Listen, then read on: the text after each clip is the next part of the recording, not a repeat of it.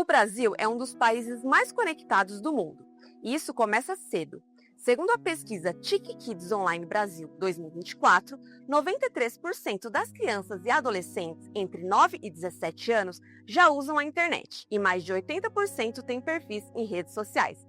Nesse cenário, a linha entre a vida e a privacidade e a exposição pública se torna cada vez mais tênue, especialmente quando envolve a infância e a maternidade. No mundo digital de hoje, a infância ganhou um novo palco. Compartilhar a rotina dos filhos nas redes sociais virou um hábito para milhões de pais e mães. Mas onde termina o afeto e começa a exposição? Qual é o preço da intimidade em troca de um clique? Então parece óbvio, mas criança tem que ser tratada como criança, né? O que significa que a infância é a fase da criança desenvolver determinadas habilidades, determinadas competências. As redes sociais, elas vulnerabilizam tanto os pais quanto os filhos. O sharing ele vai ser a exposição de dados, né, de situações que coloquem aquela criança numa situação que seja ou constrangedora, vexatória, e que possa, de alguma forma, ali, causar prejuízo para o seu desenvolvimento, ou de dados sensíveis que são pertencentes àquela criança.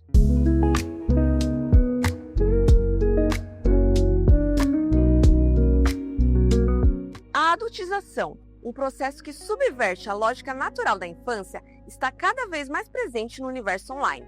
Tratar crianças como pequenos adultos pode parecer inofensivo, mas seus impactos são profundos. Uma conduta que exigiria maturidade para o indivíduo, né, para ser repetida na infância, você subverte essa lógica.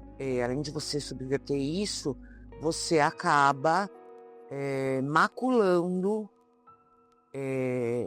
esse desenvolvimento emocional, sensorial, né, psicológico da criança quando ela é tratada como adulto.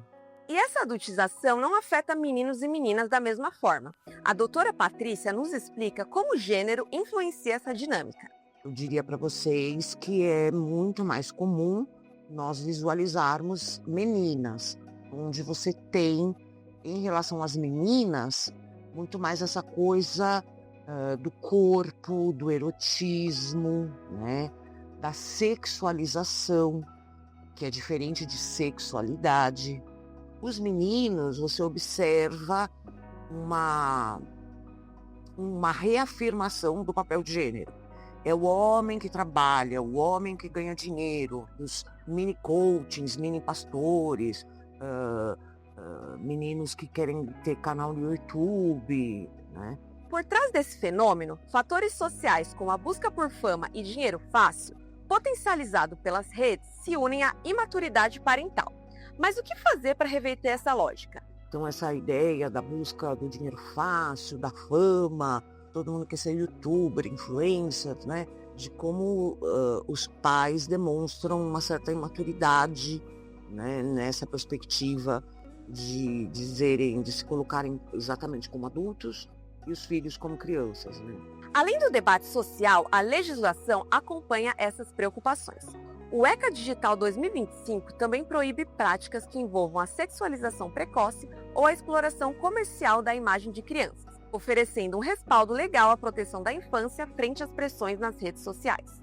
O termo sharing, uma fusão entre share, compartilhar, e parent, parentalidade, descrevem a prática de pais que publicam fotos e informações sobre os filhos nas redes sociais.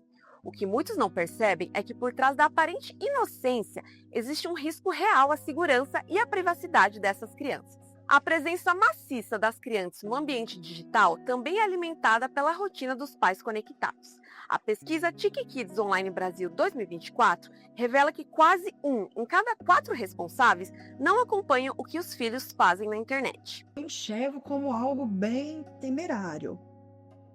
Primeiro, porque a gente está falando do compartilhamento de imagens, de voz, de dados sensíveis de uma pessoa que não consentiu para isso. E quando a gente pensa o que significa um compartilhamento de dados em uma rede social que a gente não tem controle, porque uma vez foi colocado na internet, a gente não sabe o que vai virar. por mais que o perfil seja privado, por mais que tenha um certo controle de quais seguidores vão ter acesso àquilo, nada impede de tirar print, de levar para uma manipulação à imagem, falando assim de uma forma mais drástica. Fora do que hoje também a gente discute muito o fenômeno do rastro digital.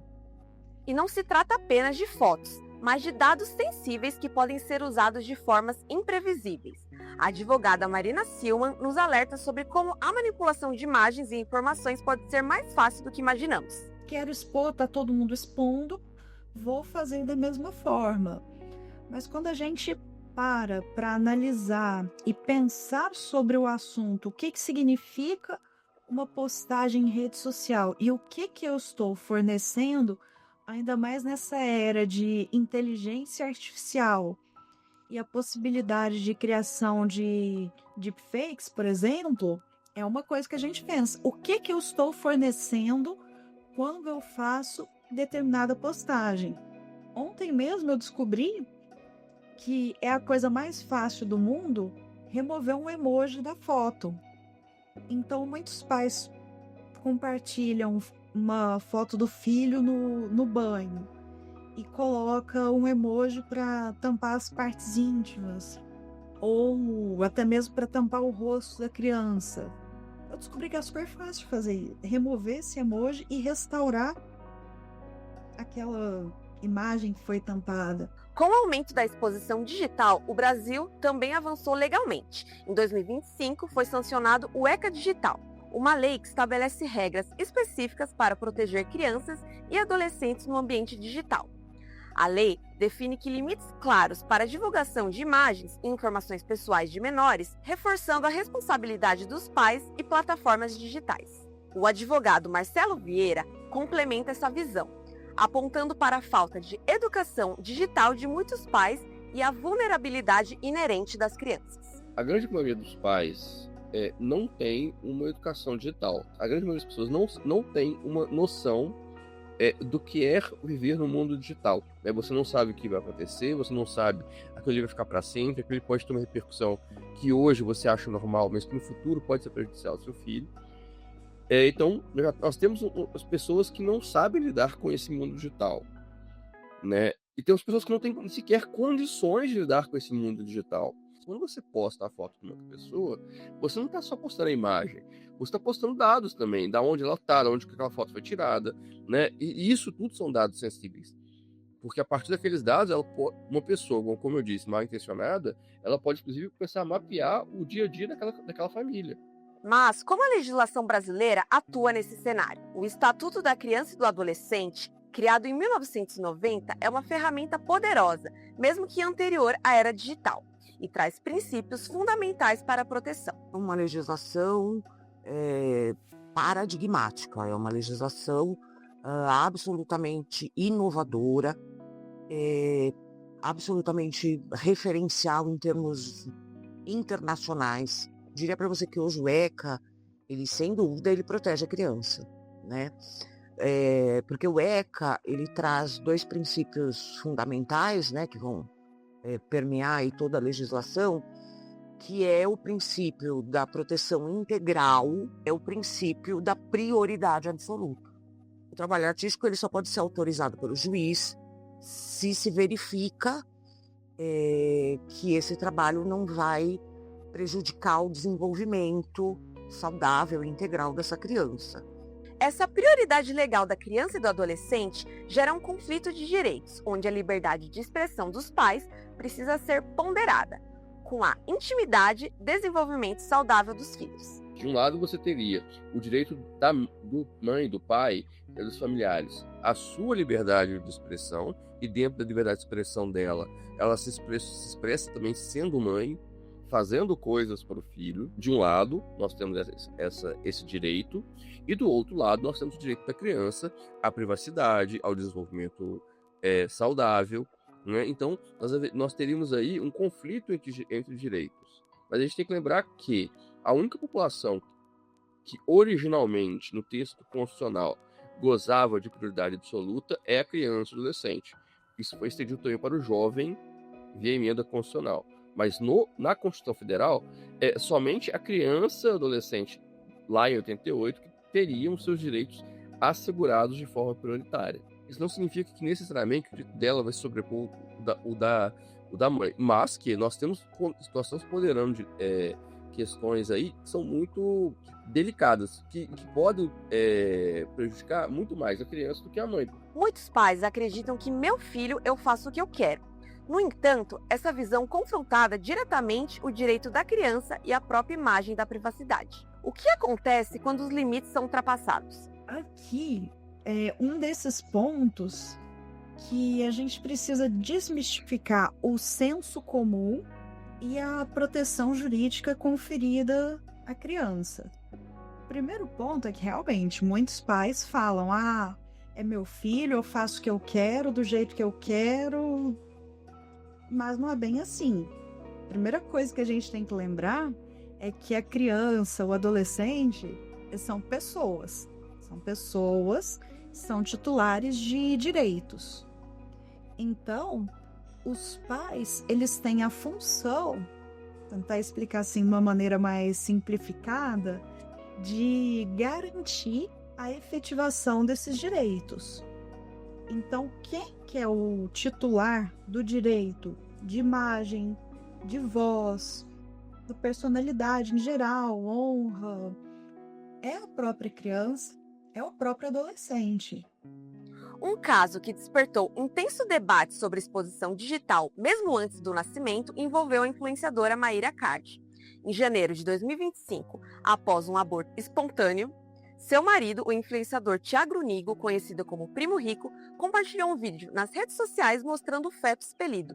A publicação gerou uma onda de críticas de seguidores, especialistas e jornalistas, que questionaram os limites entre a privacidade, ética e o uso das redes sociais para exposição pessoal. O direito à imagem de qualquer pessoa, ela passa, inclusive, por uma imagem intrauterina. Esse caso é um caso muito complicado, né? Porque no direito brasileiro, ele protege os direitos da personalidade do nascituro, mas o nascituro tem que nascer com vida. E nesse caso, nós estamos falando de uma gestação que foi interrompida.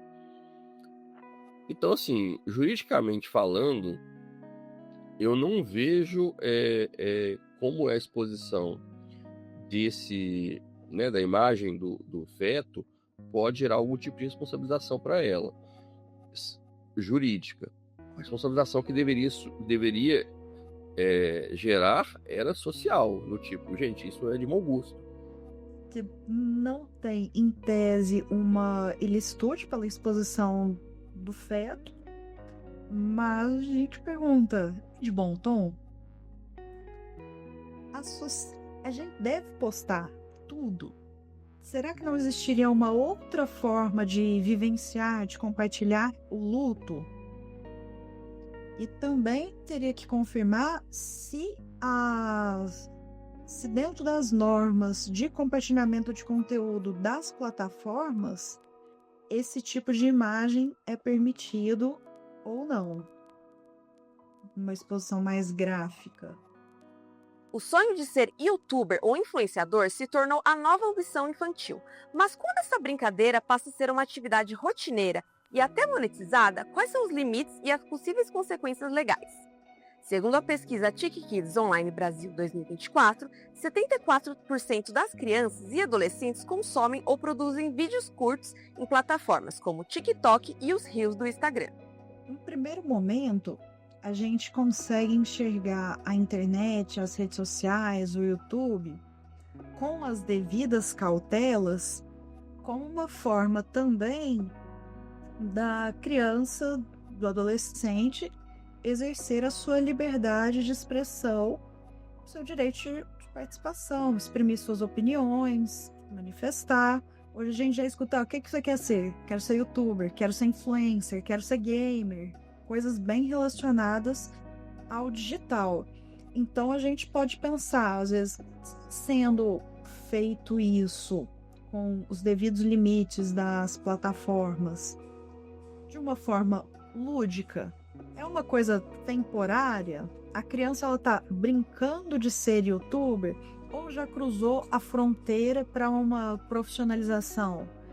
Nós temos informações de que alguns vídeos demoram mais de 12 horas para serem gravados.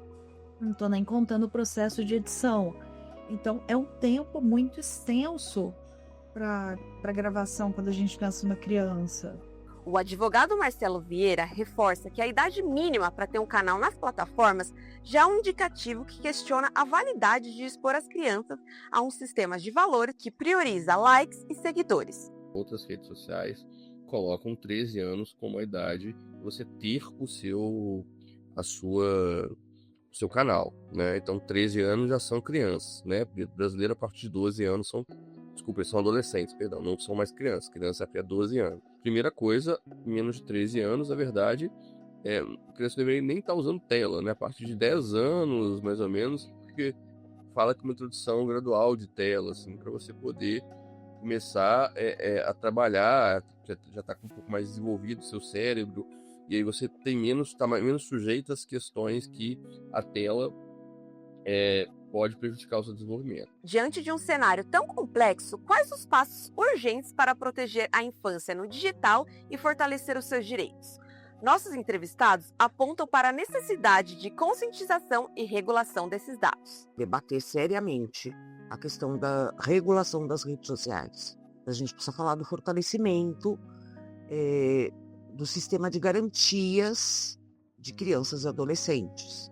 É você falar na atuação do Conselho Tutelar, é você falar na atuação do Ministério Público, do Poder Judiciário, da Polícia, né? E a conscientização vai além de apenas não postar fotos. Envolve atender os riscos e dados sensíveis, e até mesmo a vulnerabilidade e manipulação de imagens como deepfakes. Por exemplo, tem uma influenciadora que eu sigo, o tema dela é maternidade e alimentação infantil. A proposta dela são comidas saudáveis. Ela nunca mostrou o rosto dos filhos. Ela não expõe a rotina das crianças, mostrando as crianças em si. Ela relata alguns pontos. Porque primeiro passa por uma conscientização dos pais, não criar perfis para crianças e adolescentes. A gente tem que lembrar que as plataformas, elas têm uma regulamentação no qual elas colocam as idades mínimas para que seja, né, que a própria criança tenha o seu perfil. Uma conscientização também que o trabalho de youtubers mirins e criadores de conteúdo, isso é trabalho. Então passa também por uma questão de conscientização também, que trabalho infantil é proibido, né? E se isso aí virar um trabalho, a pessoa deve ser responsabilizada por isso. Gente, para conseguir uma autorização para a criança atuar numa novela, numa peça, participar de um desfile de moda, tudo isso passa por uma análise judicial, o que normalmente não acontece no caso dos youtubers mirins. A intimidade das crianças no mundo digital é um tema complexo que exige um olhar atento e consciente de todos nós. Proteger a infância online é mais do que uma obrigação legal, é um dever social. Qual é o seu papel nessa história?